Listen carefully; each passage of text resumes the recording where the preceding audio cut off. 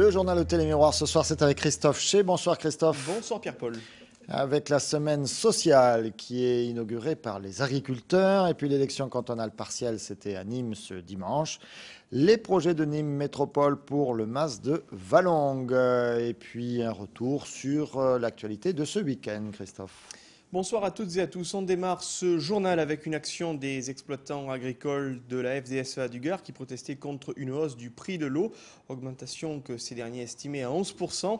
Ce matin, des représentants départementaux des syndicats d'exploitants agricoles du Gard ont investi les locaux de Baronne-Languedoc avant d'être reçus par la direction et de convenir d'un plan de sortie de crise entre la profession agricole et son fournisseur d'eau. Les deux parties ont adopté une position commune visant à concilier leurs intérêts réciproques. Ainsi, une ristourne de 5% sur l'augmentation sollicitée a été mise en place. En outre, BRL et la FDSEA du Gard se sont entendus sur la mise en place d'un plan d'aide à l'arboriculture, envisageant un abattement complémentaire de 4% pour les arboriculteurs. Un accord qui concerne tous les exploitants agricoles de la région Languedoc-Roussillon desservis par BRL. Par ailleurs, il a été décidé qu'à compter de l'année 2009, une commission d'arboriculteurs siégera désormais avec BRL pour statuer sur les thèmes de la gestion de l'eau, de son utilisation ainsi que de son coût. Pendant ce temps, ce sont les viticulteurs locaux qui ont rencontré la direction de la Maison de l'Agriculture du département afin d'obtenir des aides au niveau européen. Ces derniers seront reçus le 1er décembre prochain au ministère de l'Agriculture. On ouvre une importante page politique avec la tenue hier dimanche du premier tour de l'élection partielle sur le premier canton de Nîmes. Comme c'est fréquemment le cas dans ce genre de scrutin partiel, la participation n'a pas été au rendez-vous avec seulement 21,56%, soit un Nîmois sur 5 qui a voté sur ce canton qui regroupe 12 quartiers. Une élection motivée, rappelons-le, par la démission de Jean-Paul Fournier, contraint de démissionner de son poste de conseiller général du Gard du fait de la loi sur le cumul des mandats.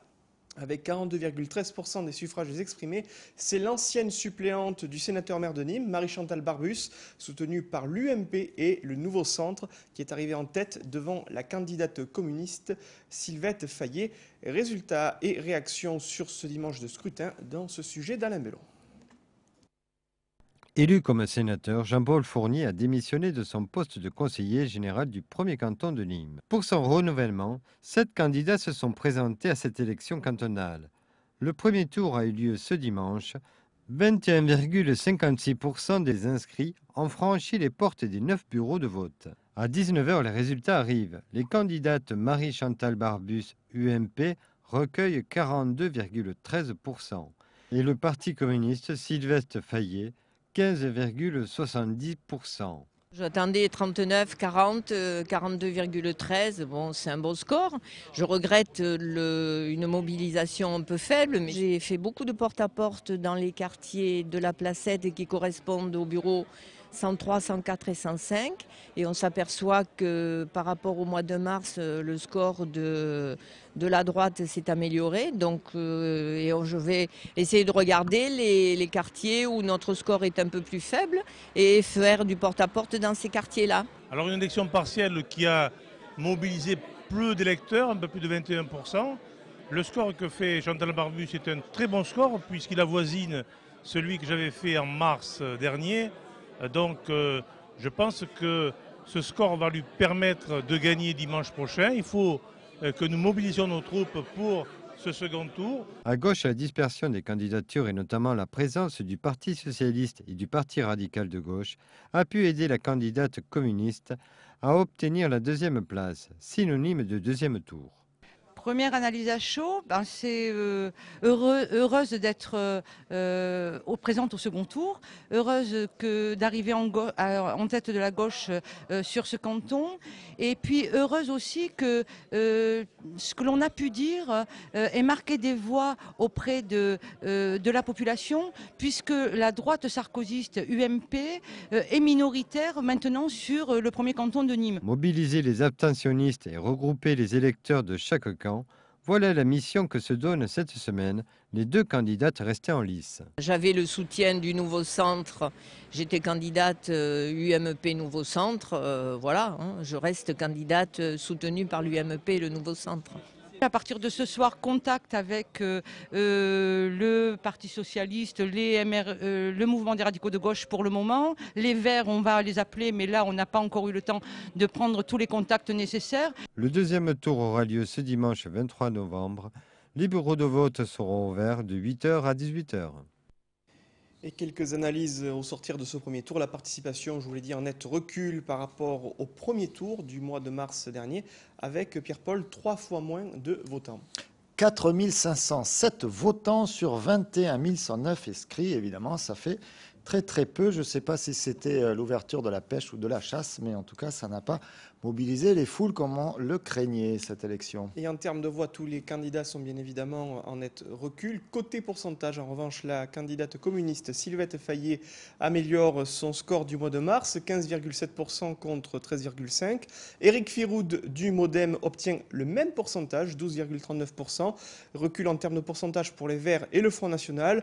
Enfin, dernier enseignement de ce scrutin du premier tour, la dégringolade de Marie-Pierre Mercier, la candidate du Parti radical de gauche qui fait les frais de la désunion avec le Parti socialiste avec 3,47% et la dernière place du scrutin. Marie-Pierre Mercier, rappelons-le, qui s'était hissée au second tour de cette cantonale en mars dernier face à Jean-Paul Fournier. Il reste donc moins d'une semaine de campagne avant la tenue du second tour de cette élection cantonale, même si près de 30% ont séparé hier soir la candidate UMP de sa rivale communiste. Tous les scénarios sont possibles, surtout en cas de plus forte mobilisation des électeurs. Ce midi, c'est dans un célèbre café nîmois que Sylvette Fayet a partagé la tribune aux côtés de la candidate socialiste Corinne Giacometti. La gauche réunie espère dérober ce canton, Marie-Pierre Mercier ayant appelé à voter en faveur de la candidate communiste, un premier canton de Nîmes qui échappe aux communistes depuis 26 ans, à l'époque où le siège de conseiller général était occupé par un certain Maurice Fayet. Les éclaircissements sur cette union avec Alain Belon. Au niveau des alliances, eh bien sûr, nous avons la candidate du Parti socialiste et la candidate des radicaux de gauche qui ont appelé chacune et très spontanément et rapidement au désistement républicain pour que dimanche, ce canton, il y ait un changement. Donc oui, nous sommes en ordre de marche pour conquérir et gagner dimanche parce que c'est dans le domaine du possible.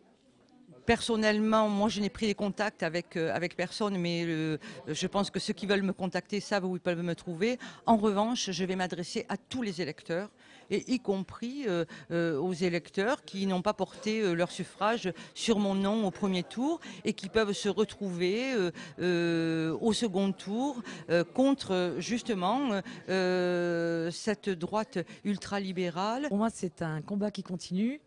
Une déception, pas trop, parce que je trouve que j'ai fait un bon score, oui, autour à presque 15%. Donc déjà, ça veut dire que la gauche, en général, a augmenté par rapport à mars. Il y a quand même une remontée au niveau de la gauche. Et puis, sans ambiguïté, comme je disais tout à l'heure à Sylvette, nous sommes derrière pour remporter ce canton. Elle fait bonne figure, Corinne Giacometti. Il n'y a que 34 voix d'écart, puisqu'à ce niveau-là de participation, on peut largement s'intéresser au nombre de voix. 697 voix pour Sylvette Fayet, 663 pour Corinne Giacometti. Il y en a eu 154 pour Marie-Pierre Mercier. On ne va pas faire les fins analystes, on n'est pas à la Sofres, mais on peut se dire que parmi les 154 voix qui se sont portées sur la candidate radicale de gauche, il y en a certainement une partie qui aurait pu aller sur la candidate socialiste s'il y avait eu une forme d'accord entre ces deux candidates-là. Mais enfin, écoutez, en tout cas, tant pis pour elle, et on verra s'il y aura un report de voix sur la candidature de Sylvette Fayet. Corinne Giacometti qui avait reçu pourtant le soutien de l'ensemble des motions du Parti socialiste réunies ce week-end à Reims. En effet, puis un autre soutien en vue du deuxième tour de dimanche prochain, Sylvette Fayet qui a également reçu le soutien du président du Conseil général du Gard, Damien Allary. Et puis comme vous le soulignez, Pierre-Paul, on reste à gauche pour évoquer l'actualité politique du week-end avec ce congrès de Reims. C'est jeudi qu'on connaîtra le nom du nouveau premier secrétaire du Parti socialiste. Les militants devront départager Martine Aubry, Ségolène Royal et Benoît Hamon. On a appris en fin de matinée qu'au nom, je cite, d'une certaine idée du socialisme, le maire de Paris, Bertrand Delanoë, appelait à voter Martine Aubry, cette dernière qui comptait déjà sur l'appui de l'ancien Premier ministre Laurent Fabius. La communauté d'agglomération Nîmes Métropole vient d'acquérir le domaine de Valongue avec l'objectif de réhabiliter le site, de l'embellir en vue d'en faire un point de passage stratégique entre Nîmes et Alès. Cet espace en pleine nature va permettre aux chasseurs de développer des actions de formation et d'information en direction du jeune public. Une acquisition foncière également liée à la nécessité de relancer une activité agricole dans un projet global que la communauté d'agglomération a souhaité le plus équilibré possible et respectueux du site. C'est ce qu'ont constaté sur place Samy Moumeni et Julie Soulier. La communauté d'agglomération Nîmes Métropole, en février 2007, a fait l'acquisition du domaine de Valongue de 400 hectares situé aux portes nord de Nîmes. Actuellement, et durant les 10 prochaines années, ce domaine sera consacré à la réintégration des valeurs du terroir de Valongue. Cet espace, il y a quand même 280 hectares de landes et de bois, donc ça veut dire qu'il y a du gibier, donc les agriculteurs n'y vont pas. Et il y avait de la chasse auparavant, donc on n'a pas souhaité que cet espace s'ouvre à la chasse complètement. Donc on l'a mis à disposition de la Fédération départementale des chasseurs, de façon à ce qu'ils fassent de la formation et de l'information pour les jeunes chasseurs. Et il y a aussi les scolaires qui pourront venir voir un petit peu ce qu'est le gibier, ce qu'est la flore, ce qu'est la faune. Il fallait d'abord répartir les quelques hectares de vignes qu'il y avait, les hectares de terre. Donc nous l'avons fait dans le cadre d'un comité technique SAFER, où 3 agriculteurs ont été attributaires de quelques hectares de vignes et des hectares de terre chacun. On a favorisé l'installation d'un jeune agriculteur, Dimitri Servière, en tant qu'éleveur, avec ses 500 brebis qui va venir ici, et qui s'est installé déjà dans ses locaux de Valongue, qui fait office de gardien aussi, et qui, bien entendu, va faire paître ses moutons pour éviter les risques d'incendie de ce domaine de 400 hectares qui va rester, je dirais, en l'état dans les 10 ans à venir. L'objectif à long terme, regrouper les projets d'urbanisation et les axes de communication entre les agglomérations de Nîmes et d'Alès. Nous avons fait une réserve foncière, c'est ce qui nous intéressait à Nîmes Métropole, de prévoir l'avenir pour dire qu'il se passera certaines choses dans ce secteur. Il y a une voie ferrée qui passe, il y a une route qui passe, il va y avoir l'axe ouest de Nîmes qui va arriver aussi dans ce secteur. Donc il était important d'avoir une vision d'avenir. Donc c'est ce que nous avons voulu faire quand nous avons voté pour l'acquisition foncière. Reste à savoir pour l'avenir où bâtir les zones d'activité pour équilibrer milieu urbain et rural.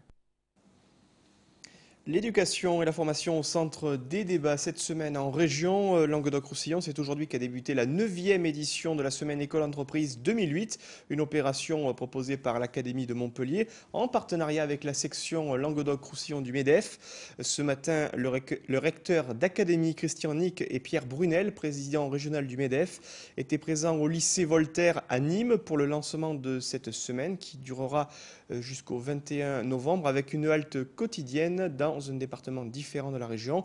But de l'opération, renforcer le dialogue entre le monde économique et celui de l'éducation afin d'initier les jeunes à l'esprit d'entreprendre et les aider dans leur choix professionnel. L'art a plus que jamais sa place à Nîmes, sous le regard des pierres romaines des arènes. S'est tenue samedi dernier la 2e édition de la bourse au papier proposée par l'association Courant d'Art. Un carrefour d'échanges et de culture populaire où 3 artistes ont pu proposer à un public toujours très intéressé des œuvres des plus variées. Après sa composition en direct jeudi dernier entre les murs de l'espace Pablo Romero, Christian Julien, membre de l'association, faisait partie des artistes invités lors d'une rencontre toujours très prisée. Des images signées Alain Bellon dans ce sujet d'Alain Bonnet. C'était la 2e bourse au papier ce samedi 15 novembre au Café de la Bourse à Nîmes, avec pour décor de fond nos belles arènes. L'occasion était donnée aux artistes connus et moins connus d'aller à la rencontre de leur public dans un lieu inhabituel où, quand l'art descend dans la rue. Une des richesses de l'association Courant d'Art, c'est de compter parmi ses adhérents entre 30 et 40 artistes. Donc sur chaque bourse au papier, vous avez 2 ou 3 artistes. Alors aujourd'hui, il y a 2 artistes adhérents de notre association, le peintre Christian Julien, très connu sur Nîmes, qui a notamment, par exemple, cette semaine fait un travail très intéressant en direct à la bodega Pablo Romero, mais qui est membre de notre association depuis de nombreuses années. Vous avez aussi, autre membre de l'association Courant d'Art, le peintre José Luis López Garcia, qui est là à mes côtés.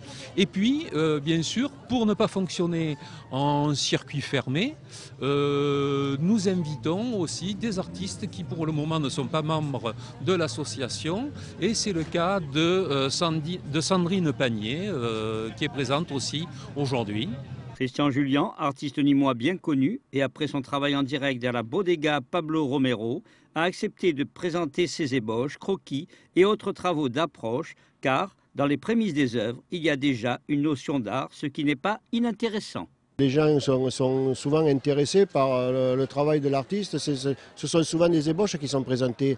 Ce ne sont pas des travaux finis, ce sont des études, des dessins qu'on a plus ou moins utilisés, des choses qu'on a essayé de faire et qui n'ont pas marché. Et voilà, donc on présente ce travail et les gens sont intéressés par ce travail-là aussi.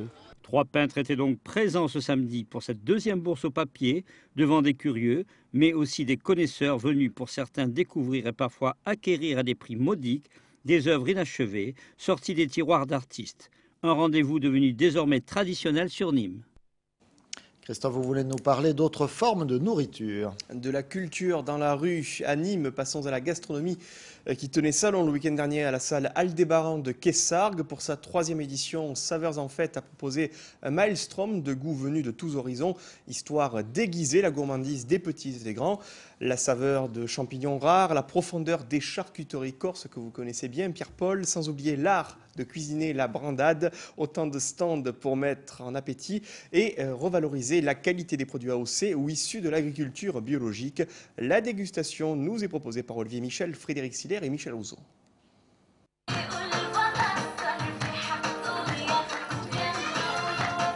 À côté des grands salons nîmois, comme on imagine, d'autres, moins médiatiques mais tout aussi dignes d'intérêt, se développent dans les villages alentours, tel celui de la gastronomie, du goût et des saveurs à Kessargues, qui se tenait les 15 et 16 novembre.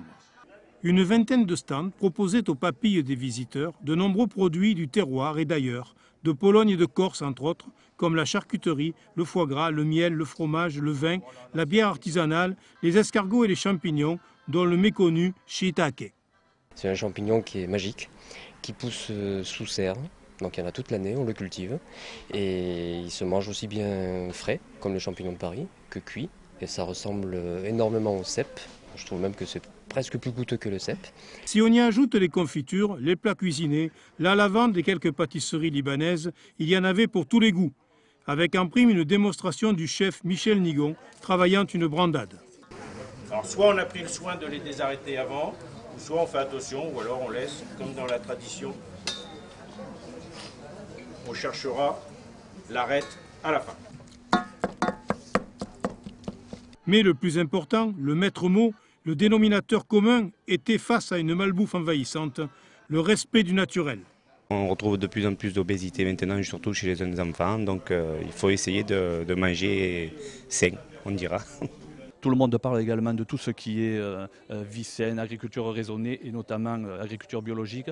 Et c'est vrai qu'il y a un petit engouement pour le monde de bio. C'est la fabrication maison comme on appelle, donc c'est meilleur. Il y a de bons ingrédients, disons. Ça permet de faire découvrir aux plus jeunes des goûts vrais et authentiques. C'est meilleur que c'est en boîte. Intéressant, il y a plein d'odeurs, plein de saveurs. On peut goûter à tout, ça c'est bien. Un véritable plaisir des yeux, mais aussi de tous les sens, y compris l'ouïe. On a fait quelque chose de sympa, ce qui fait que maintenant on ne bagarre plus, on ne casse plus, on l'exprime en chanson. Donc le malaise viticole, il est là-dessus. Malaise viticole, mais de quoi parle-t-on, Christophe? Il y a aussi d'autres façons de valoriser le vin avec modération. En effet, si samedi s'est tenu à Washington le sommet du G20, dans quelques jours à Nîmes, c'est un tout autre sommet qui va se tenir, tout simplement autour du vin, Pierre-Paul. C'est dans une célèbre... Je ne vois pas le rapport, mais c'est le sommet du vin, c'est ça que vous vouliez nous faire, c'est ça du le G20 à Washington, au sommet du vin à Nîmes. Sommet du G20, sommet du vin, vous avez compris? Voilà, c'est Christophe Ché. C'est dans une célèbre brasserie faisant face au bien nommé Stade des Costières que ce salon du vin, premier du nom, va réunir une quarantaine de vignerons locaux. Après le rosé mis à l'honneur l'été dernier, la promotion régionale en faveur de la Dive bouteille se poursuit. Un projet que les organisateurs souhaitent bien évidemment voir grandir à quelques semaines des fêtes de fin d'année. Avant la dégustation, quelques explications. Elles nous sont proposées par Alain Bonnet sur ces images d'Alain Mellon. Les 5 et 6 décembre 2008 se tiendra à la brasserie L'Annexe le premier salon du vin à Nîmes intitulé Vinonime. C'est une première à Nîmes d'être ouvert aux particuliers et aux professionnels. C'est une première. Ça a déjà été fait par des confrères qui ont fait des salons ouverts uniquement aux professionnels. Nous, on va faire les particuliers et professionnels. Mais avant tout, c'est une histoire humaine pour pouvoir rassembler tout le monde autour de vignerons, parce que les vignerons seront présents et on aura la possibilité de voir les particuliers, les professionnels échanger sur des vins plus ou moins bons, très bons, plutôt très bons. Après, c'est une histoire de goût. Nous nous sommes rencontrés fin juillet avec Olivier Ganozzi des Caves Le Musini quand cet événement a germé dans notre tête. Ça faisait très longtemps qu'on avait envie de faire quelque chose ensemble. Et l'idée de promouvoir les vins de la région essentiellement auprès de la clientèle gardoise s'est imposée petit à petit. Et donc nous avons sélectionné ensemble une quarantaine de vignerons, grosso modo, qui sont des gens avec qui nous travaillons tout le reste de l'année. On espère effectivement profiter de cette première année et d'une première édition où effectivement on s'est concentré sur la région pour rendre l'événement pérenne afin de l'année prochaine éventuellement d'ouvrir encore plus au niveau national et pourquoi pas international. Ce salon permettra des rencontres entre professionnels et particuliers pour parler de vin bien sûr, dans un environnement convivial et bon enfant, et de goûter aussi quelques 150 cuvées différentes, mais toujours avec modération. Voilà, le conseil est d'importance. Vous savez où se situe l'annexe ainsi que le stade des Costières bien nommé ? Cher Christophe, c'est une question. Oui, tout à fait. Je viens de l'annoncer en ouverture de ce sujet. Mais le nom de l'avenue est-ce que ce ne serait pas l'avenue... Non, l'avenue François Mitterrand, c'est du côté du Parnasse. L'avenue François Mitterrand, mais donc pour accéder à l'avenue François Mitterrand, vous avez l'avenue de la Bouvine. Et donc ça me permet de faire le lien avec quand même la grosse information du jour. C'est l'anniversaire de Patrick Mallet que l'on salue. Vous comprenez pourquoi j'ai bloqué? C'est parce que c'est l'anniversaire de Patrick Mallet, c'est pour ça. Voilà, donc il y a un petit blocage. Noir et blanc, c'est le jeudi, je vous le précise. Bon, le mercredi, vous avez aussi Tendid au Sud avec Christophe Ché. Mais bon, l'important, la nouvelle du jour, c'est noir et blanc, comme chaque jeudi. Patrick Mallet, allez, bon anniversaire, Patrick. Dites-le, Christophe. Bon anniversaire, Patrick. On sent de la conviction. Allez, on va arrêter de dire n'importe quoi. Vous n'avez pas d'autres informations pour nous? Si, une petite information d'ordre social qui vient d'arriver. Vous le savez, cette semaine va être perturbée, notamment du fait de certains mouvements sociaux. Quelques perturbations sont annoncées demain au niveau des transports. La SNCF a pris connaissance de la décision de 2 syndicats CFDT et FGAC de reporter le préavis de grève reconductible déposé pour le mardi 18 novembre à 20h, et ce jusqu'à la parution du décret conforme aux engagements résultant de la négociation. Cette décision est le résultat de quelques 25 heures de négociations avec les syndicats qui sont poursuivies depuis jeudi jusqu'à ce jour. La direction de la SNCF réaffirme ainsi la primauté de la négociation sur la grève et prend acte de ce que les partenaires sociaux concernés aient fait le même choix. Merci Christophe pour ces précisions. Vous en avez d'autres? Non, mais une autre info totalement Allez, différente. une autre info dans un autre registre. Nous amener sur le registre des loisirs. Ce groupe de heavy metal américain vient de fêter ses 27 ans d'existence. Ils ont vendu plus de 100 millions d'albums à travers le monde, 100 millions de disques en tout cas. Ils seront à Nîmes le 7 juillet 2009 où ils feront une escale aux arènes dans le cadre de leur World Magnetic Tour.